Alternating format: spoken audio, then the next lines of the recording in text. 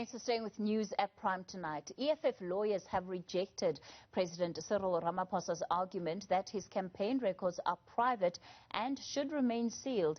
The bank statements relating to Ramaphosa's 2017 ANC presidential bid are at the center of the court case.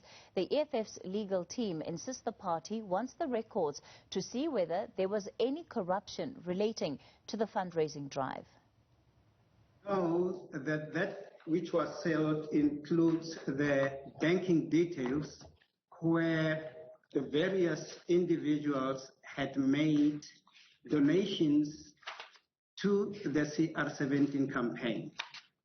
Now, we are told that the CR17 campaign had whatever purposes it had, but including in it was to advance the political journey of the president together with members of the African National Congress in their 54th National Conference.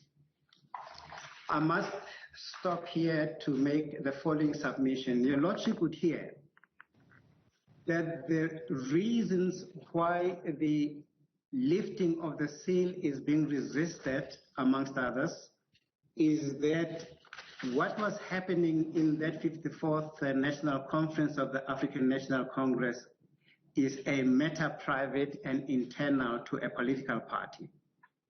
Well, we want to make the submission that that standpoint is in law and in fact there.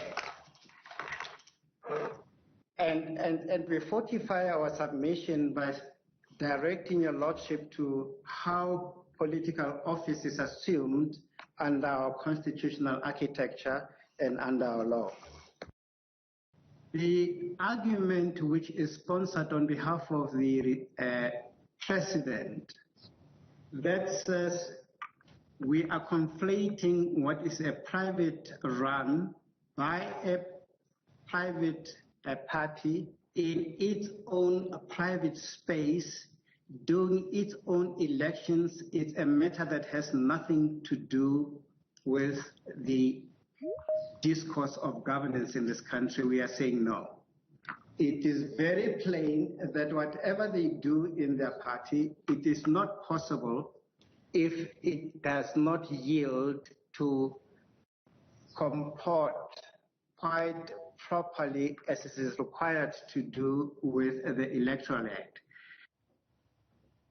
Well, for more on today's proceedings, we're joined by Managing Director of IUS Prudential Specialist Counsel, Benedict Phiri. Good evening and thank you so much for your time tonight, Mr. Phiri.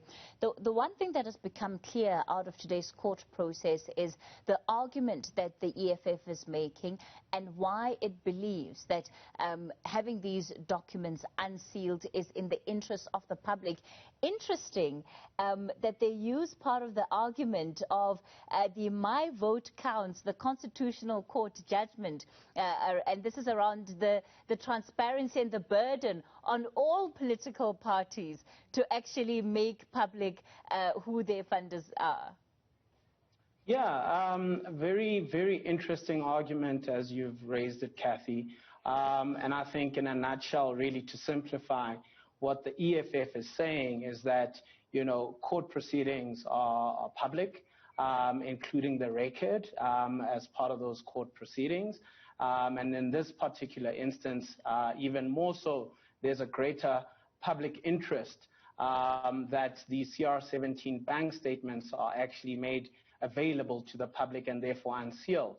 And as part of that, the My Vote Counts case, which basically balanced the rights of privacy versus, in this particular instance, in political party transparency, and saying that that is actually applicable in this case, and that's what the court should follow in giving effect to the relief that they seek.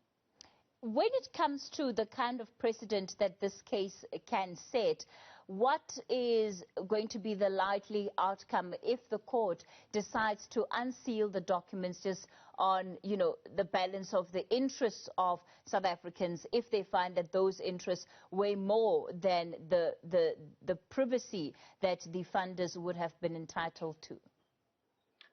It's certainly going to set a major precedent with respect to the interpretation of the right to privacy under the Constitution. And I think there's a number of factors that really point to that, right? There is already a constitutional court case that has dealt, for instance, with the fact that bank statements as a matter of principle are private. Over and above that, there is the legislation that the Financial Intelligence Center operates under, which basically affords that legislation a superior status to other pieces of legislation other than the Constitution to enable and give spirit to this privacy element, to enable the FIC to actually operate within, its duties to South Africa and within the international space, right?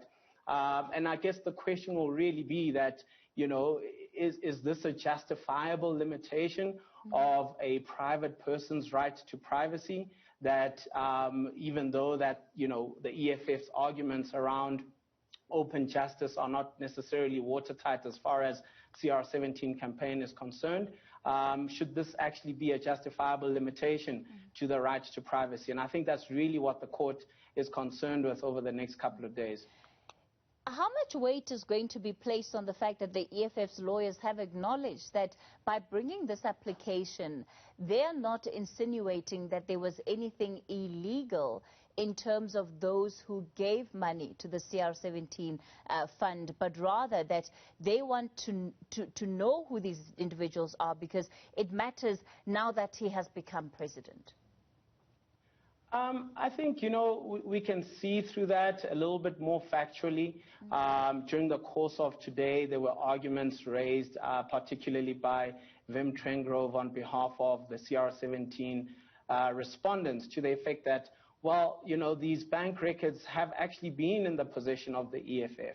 And the fact that they are not public is less so much an issue of what the court has done and so much an issue of the fact that the EFF hasn't actually put this into the public record as part of the court process and the other parties, including the public protector and the review proceedings before that. So I think, the court will consider, as a factual basis that, this opportunity is sort of missed, and the court should ask itself, well, if the opportunity is missed, is there any further scope to, or any further help in giving an order in that fashion?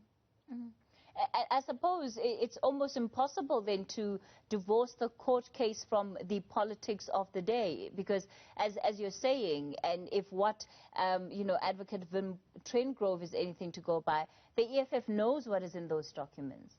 Yes, that's exactly it. And I think it really shows a conflation of politics and law, and this is one particular area where the legal horse might have bolted, so to speak, and then there's still a political game to be played out, in the public view of the court process.